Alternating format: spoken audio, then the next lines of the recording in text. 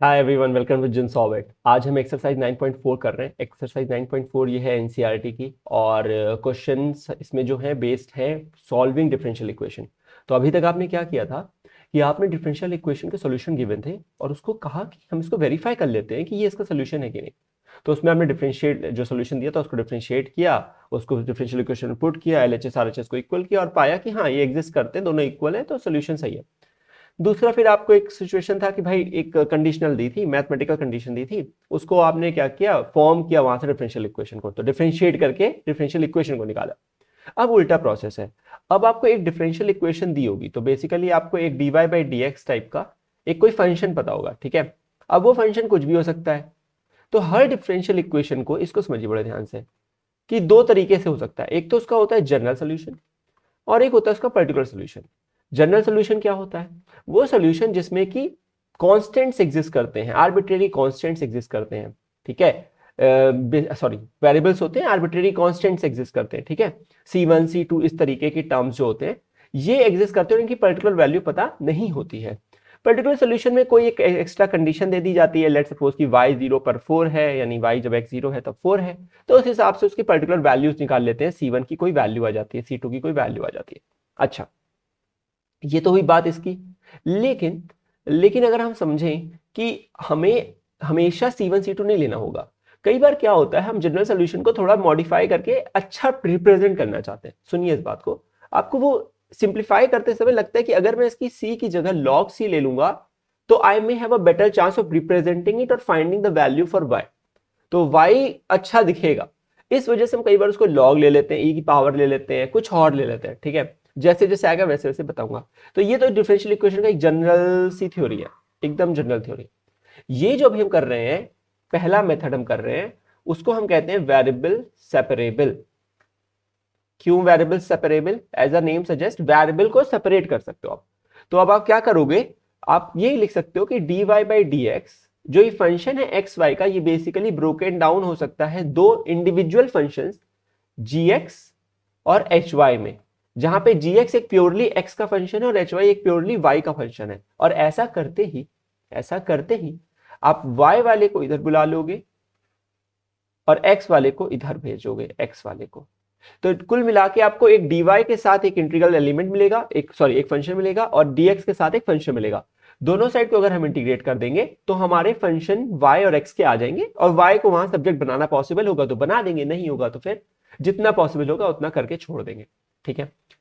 तो ये बहुत ही ब्रीफ ओवरव्यू है, इससे ज्यादा मुझे लगता नहीं। मैं सोल्यूशन फाइंडिंग कर रहा हूँ और एनसीईआरटी की सोल्यूशन जब करूंगा तो वहां एक्सप्लेन कर दूंगा स्टेप्स को।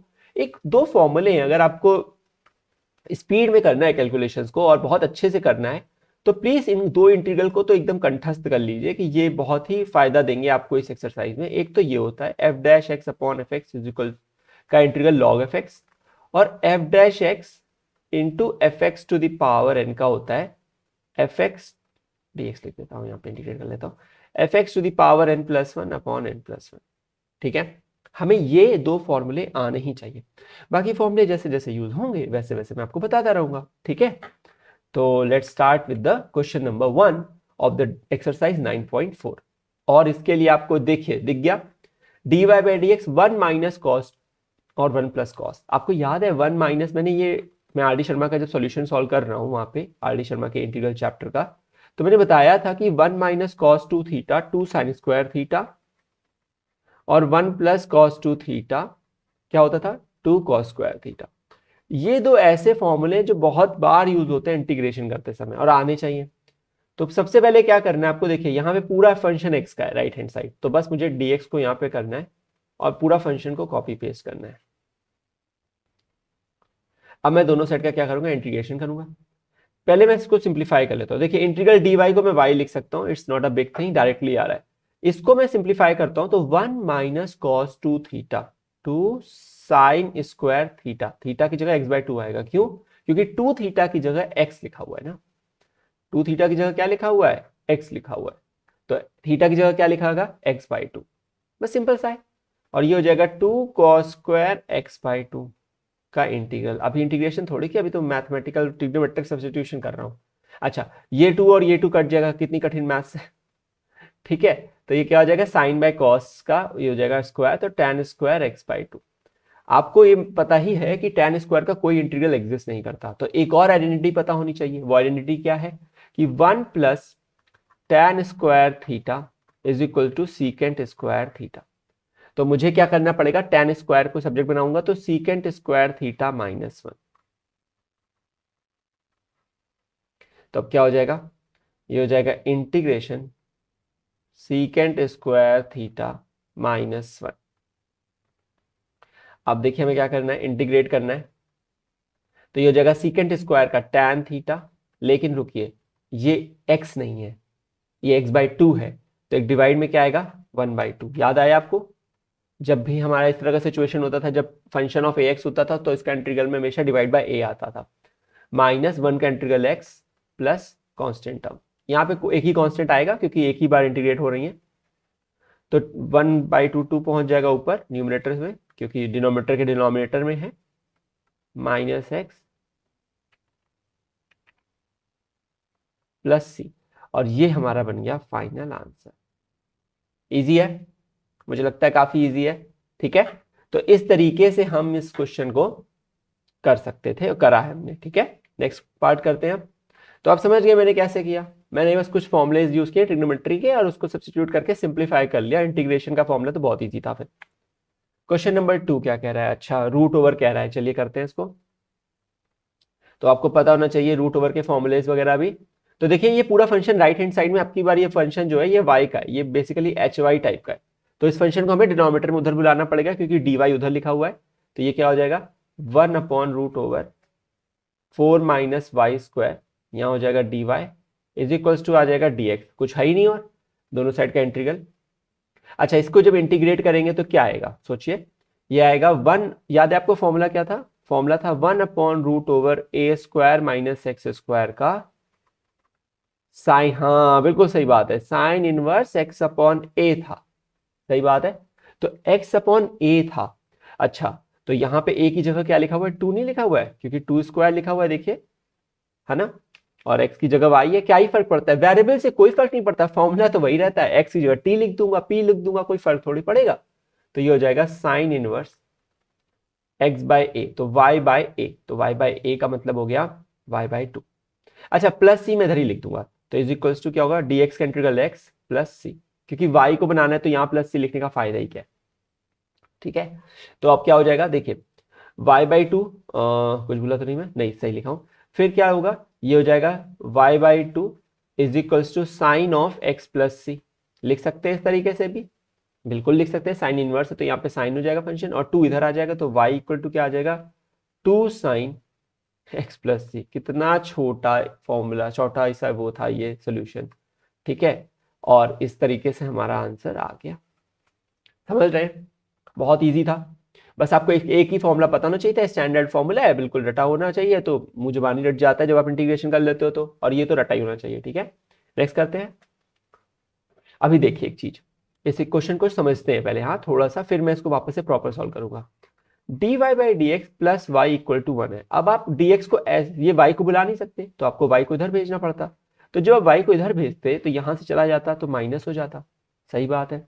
अब आप क्या करते, देखिए dy equal two upon dx बराबर ये आ रहा है, अब ये एज अ पूरा एक मल्टीप्लीकेशन की तरह देखिए 1 से हो रहा होगा, इस पूरे को एज मल्टीप्लीकेशन नीचे बुलाएंगे तो डिनोमिनेटर में आएगा, तभी तो dy अपॉन लिखा जा सकता है, तभी तो dy रहेगा और एक नीचे फंक्शन पहुंचेगा और dx ऊपर जाएगा, मल्टीप्लीकेशन की तरह से क्रॉस मल्टीप्लीकेशन करना है ना, तो यहां पे एक 1 को अज्यूम करना पड़ता है। अब आप समझ गए, तो क्या हो जाएगा ये dy by D x equals to 1 minus y, तो अब आप क्या लिखोगे 1 upon 1 minus y D y is equals to क्या हो जाएगा ये dx।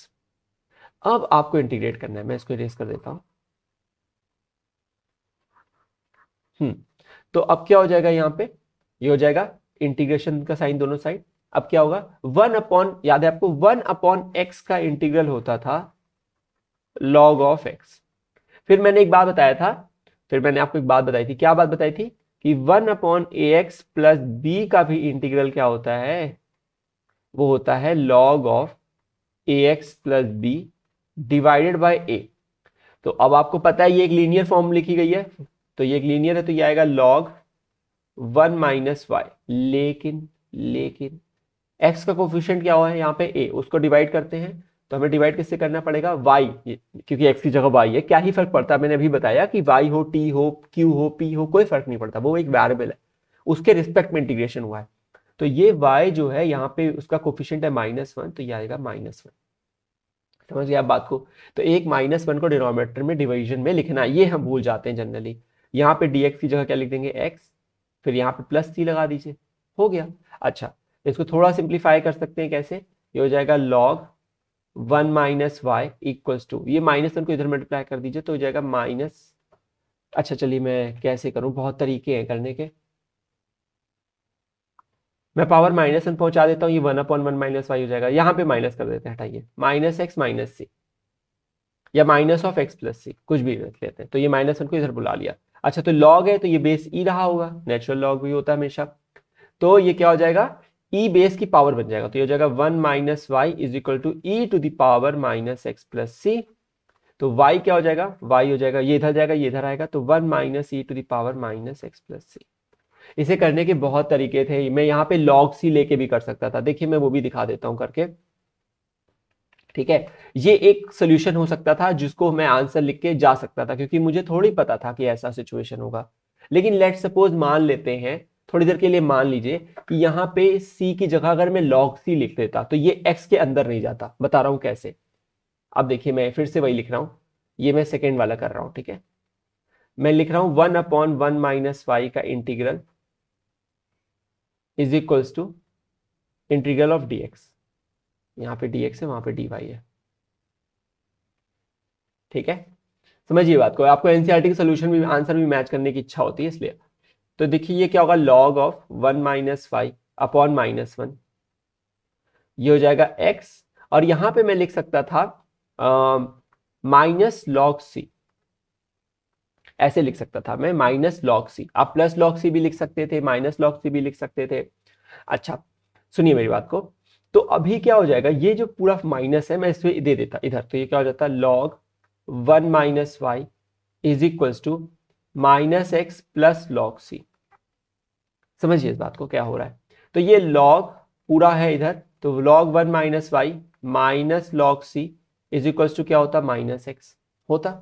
अच्छा, फिर मैंने इधर बुला लिया। अब log a minus log b का फॉर्मूला आपको पता है, क्या होता है log a minus log b, हाँ बिल्कुल सही है, log of a by b, यही होता है। तो क्या हो जाएगा यहाँ पे, ये हो जाएगा log of a by b is equals to -x। अब ये फिर से e बेस पे है, तो इधर जाएगा तो पावर बना लेगा, तो 1 माइनस वाई अपॉन सी हो जाएगा e to the power -x, हो जाएगा। c इधर पहुंच जाएगा तो 1 माइनस वाई हो जाएगा c e to the power -x, हो जाएगा। y इधर आएगा तो ये इधर चला जाएगा, तो 1 minus C E to the power -x। तो एक तो ये तरीका था, एक तो ये आंसर आ सकता था किसी का, जो बच्चे लॉग ले लेते उसमें एक सोल्यूशन का सिचुएशन ये हो सकता था, जो बच्चे लॉग नहीं लेते उनके लिए एक सोल्यूशन ये हो सकता था, ठीक है। तब उनका सी इधर पड़ा रहता, मैंने सी को भी इधर बुला लिया लॉग लेने की वजह से। अब वो सी एडजस्ट करेगा अपने आप को गिवन पर्टिकुलर सोल्यूशन की कंडीशन के अकॉर्डिंगली, जो भी वो दी होंगी उनके अकॉर्डिंगली सी अपनी वैल्यू को एडजस्ट कर लेगा, उससे कोई फर्क नहीं पड़ता, ठीक है। क्योंकि आप सिंप्लीफाई करोगे तो अकॉर्डिंगली वो एडजस्ट कर लेगा अपने आप को। तो अब आप समझ गए मैं क्या कहना चाह रहा हूँ। तो इस तरीके से भी आंसर लिखा जा सकता है, इस तरीके से भी लिखा जा सकता है। अच्छा, इसको मैं इसको शॉर्टकट में इस तरह कैसे लिख सकता था, एक और दिखाता हूं आपको। देखिए मैं आपको सारी पॉसिबल आउटकम्स दिखा रहा हूं, मैं आपको दिखाना चाहता हूं कि मैथ्स कैसे घूमती है। देखिए इसको समझिए ध्यान से, मैं 1 minus E to the power -x plus C लिखा हुआ था, यही लिखा हुआ था। तो मैं इसको लिख सकता था 1 minus E to the power -x into E to the power -c, क्योंकि दोनों माइनस माइनस है और डिस्ट्रीब्यूट होगा तभी तो ऐड होंगे, -x -c तो है ये। तो ये क्या होता, -x into E to the power -c, A to the power m into A to the power n, A to the power m plus n होता है। तो ये लिख लेता।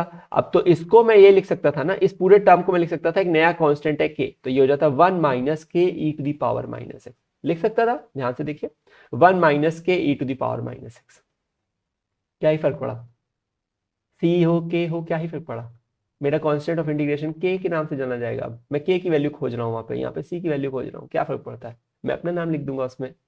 कोई फर्क थोड़ी पड़ता, वो तभी भी आर्बिट्रेरी कांस्टेंट है, एक वेरिएबल है, ठीक है। तो आप समझ रहे हैं बात को, तो I hope you are getting the point. और नेक्स्ट करते हैं। मैं दो तरीके से सॉल्व किया आपको समझाने के लिए कि कैसे सिचुएशन चेंज होती है, कोड समझिए। अगला क्वेश्चन करते हैं, क्वेश्चन नंबर 4।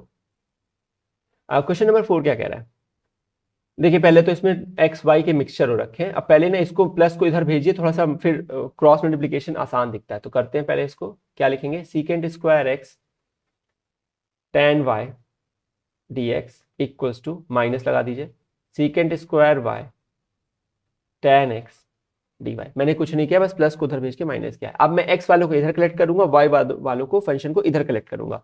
तो एक्स का फंक्शन क्या लिखा है, secant square x, ten x इधर है तो डिवाइड में आ जाएगा dx, और इधर वाला माइनस सीकेंट स्क्वायर वाई, और ये हो जाएगा टेन वाई।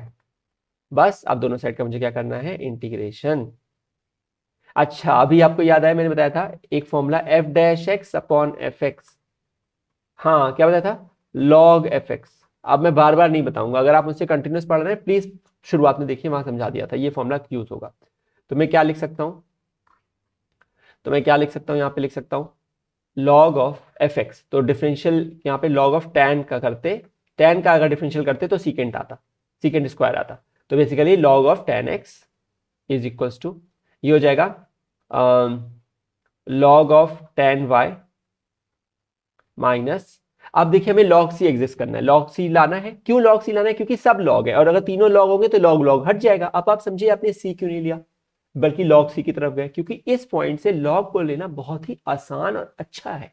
सिंप्लीफाई भी दिखेगा, लॉग भी हट जाएगा और छोटा सोल्यूशन दिखेगा, ठीक है। समझ रहे हैं बात को, सी लेके भी सॉल्व कर सकते थे, पर वही था कि फिर वाई को सब्जेक्ट बनाना थोड़ा कठिन हो जाता। वैसे यहां भी कठिन है, बट फिर भी लॉग हट जाएगा, वो कम से कम अच्छी बात है। अब सुनिए बात को, सी को मैं यहां पे प्लस लॉग सी यहां लाता, ये माइनस का है, तो अगर ये माइनस है तो इधर आएगा, सही बात है। टैन इधर जाएगा तो ये माइनस हो जाएगा, तो मैं एक काम करता हूं, यहां पे माइनस का लॉग सी लाता हूं एक बार, ठीक है। माइनस का लॉग सी से अच्छा मैं इसको प्लस का लॉग सी लाता हूं एक बार, मैं इसको ट्राई करता हूं क्या हो रहा है। अभी देखिए माइनस का लॉग सी इधर आ जाएगा तो लॉग, वैसे मैं इधर भी लिख सकता था ये सेम चीज, मैं कांस्टेंट टर्म कहीं भी ला सकता हूं, मैं y की जगह नहीं लाके, लेट सपोज मैं y की जगह नहीं लाके मैं यहां पर ही ले आता, ठीक है, कोई फर्क नहीं पड़ता सी कहां पे आप जनरेट करो, तो यहां पे ही ले आया मैं माइनस लॉग सी का टर्म, ठीक है। आई एम ब्रिंगिंग प्लस, मैं मल्टीप्लाई करके तक सही लग रहा है मुझे। अच्छा तो लॉग ए प्लस लॉग बी क्या होता है, लॉग ए बी, तो लॉग ए बी क्या हो जाएगा, सी इंटू टैन एक्स। इसको मैं साफ से लिख देता हूं एक बार। क्या बोला मैंने अभी जस्ट आपसे, कि मैंने बोला ना अभी आपसे कि लॉग ए प्लस लॉग बी होता है लॉग ए इंटू बी, तो सी टैन एक्स हो जाएगा, ये हो जाएगा माइनस लॉग टैन वाई। सही है, सही है। अच्छा तो ये क्या हो जाएगा यहां से, ये माइनस जो है, ये माइनस जो है, ये माइनस को मैं इसको यहां पे पावर बना सकता हूं, तो ये हो जाएगा C tan x is equals to log ten Y to the power minus one. ये तो आप लोगों को बताया ही है कि M log A to the power M होता है। तो ये जो माइनस है ये इसको log of one upon ten Y बना देगा, और ये क्या हो जाएगा सी टैन एक्स लॉग के साथ, सॉरी, और फिर दोनों साइड के लॉग हट जाएंगे, तो ये हो जाएगा C tan x is equals to one upon ten Y. और माइनस लेना चाहिए था, अब मुझे लग रहा है माइनस लेना चाहिए था, चलिए हटाइए, क्या ही फर्क पड़ता है। उस समय थोड़ी मैं इतना सोच पा रहा था, तो कोई बात नहीं है, सी को इधर बुला लेते हैं, वन बाय सी हो गया, इसको एक कांस्टेंट को के मान लेंगे, बस हो गया, क्या ही गलत है। वन बाय सी रख देंगे तो कुछ गलत थोड़ी हो जाएगा। देखिए वही मैं आपसे कह रहा हूं, अरे मुझे उस समय लगा कि प्लस लेने से मल्टीप्लाई हो रहा है, पर ये माइनस की वजह से वो नीचे चला जा रहा था, समझ रहे हैं। तो मैं इतना बुद्धि लगाता रहता, इसको माइनस लिखता, बाय सी करता, फिर मैंने बाय सी करता उधर जाता, तो वो बेटर रहता, लेकिन वो समय मैं नहीं सोच पाया, तो मैंने कहा कोई बात नहीं है, लास्ट में तो वन बाय सी आ गया, उसको मैं एक नया कांस्टेंट के मान लेता हूं, क्या ही फर्क पड़ जाएगा। कुल मिला के वो भी कांस्टेंट ही है, एक आर्बिट्रेरी कांस्टेंट ही है, ठीक है। समझ रहे हैं बात को, तो सोल्यूशन कहीं भी छोड़ा जा सकता है, ये भी गलत नहीं है, ये भी गलत नहीं है, ठीक है। इवन अगर आप सी की जगह लॉग सी की जगह सी लेते तो वो भी गलत ही नहीं होता, वो भी सही होता, कोई बात नहीं थी। नेक्स्ट करते हैं, ये इस पार्ट का लास्ट क्वेश्चन करते हैं, फिर नेक्स्ट वाले वीडियो पार्ट में फिर और 5 करेंगे, ऐसे करेंगे, ठीक है। चलिए सुनिए, इसमें भी सिमिलर सिचुएशन दिख रही है। देखिए कैसे, ये है e to the power x plus e to the power minus x into D y. पहले माइनस है तो उधर भेजेंगे, तो ये हो जाएगा e to the power x minus e to the power minus x into D x. ये पूरा फंक्शन x का है, तो यहाँ क्या कर रहा है y के पास, y से इसको दूर भेजिए, तो ये हो जाएगा e to the power x minus e to the power minus x upon e to the power x plus e to the power minus x D x. अब क्या होता, जनरली लोग इसको t लेते हैं, फिर डिफरेंशिएट करते हैं, फिर t को सब्स्टिट्यूट करते हैं, बहुत टाइम वेस्ट है, बहुत टाइम वेस्ट है। मैंने आपको फॉर्मूला बता दिया था, F dash x upon F x अगर दिख जाए तो लॉग एफ एक्स होता है। देखिए अगर ये फंक्शन एफ एक्स होता, सुनिए मेरी बात को ध्यान से, अगर ये फंक्शन एफ एक्स होता तो इसको डिफरेंशिएट क्या होता, e की पावर एक्स, माइनस का इधर माइनस आता तो ये ऊपर डी एफ डैश एक्स ही तो लिखा है। तो ये क्या लिखा हुआ है, ये एफ डैश एक्स ही तो लिखा है। इसका मतलब क्या हुआ, अरे इसका मतलब ये हुआ कि सीधे उठाओ इसको, लॉग एफ एक्स लिख दो, log of e to the power x plus e to the power minus X plus C. खत्म भाई, लॉग एफ एक्स ही तो है। डिनोमिनेटर को लिख दिया सीधे सीधे, प्लस सी लिख दिया, आंसर आ गया 2 लाइन में। फॉर्मूला लिख दिया, यहाँ पे लिखना है तो लिखना ही चाहिए ही वैसे। यहाँ पे फॉर्मूला लिखा, since integral of F dash x upon F X D X is equals to log of F X, plus C लिखना हो लिख दीजिए, कोई फर्क नहीं पड़ता, कांस्टेंट तो आपको लास्ट में लिखना ही है, ठीक है। तो मुझे लगता है आप समझ गए होंगे, और विल कंटिन्यू। मैं ज़्यादा बात नहीं करना चाहता, वीडियो की लेंथ बढ़ती है। नेक्स्ट पार्ट में क्वेश्चन नंबर 6 ऑनवर्ड्स करते हैं। Okay bye, thanks for watching and will see in the next video, take care.